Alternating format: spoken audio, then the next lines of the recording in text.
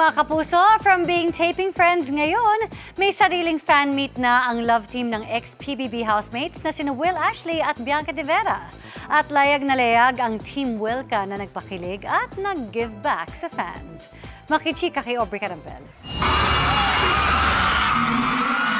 Pagpasok pa lang, hiyawan agad ang sinalubong ng fans ni na ex-PBB housemates Will Ashley at Bianca De Vera, also known as Wilka.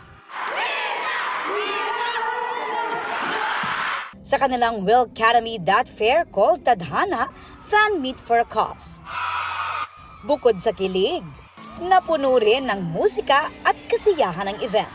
Kabilang sa mga nag-perform ang kapwa sparkle artist ni Will na si Matt Lozano.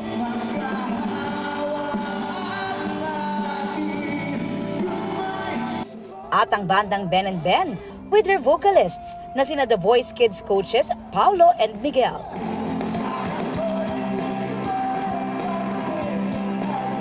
Hindi rin nagpahuli ang Wilka na may impromptu a cappella duet.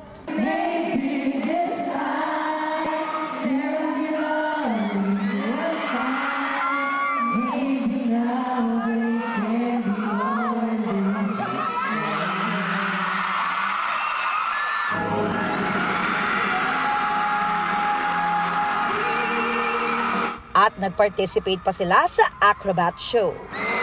Masaya raw sina Will at Bianca at very grateful sa effort ng kanilang fans na nanguna sa event. Sobrang thankful talaga sa inyong pagmamahal at support. Sana huwag kayong magsawa.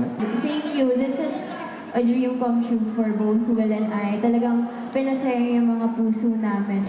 Kinuha na rin ni Will ang pagkakataon para magpasalamat sa kanyang fans na nagbibigay sa kanya ng saya at pumuprotekta sa kanya.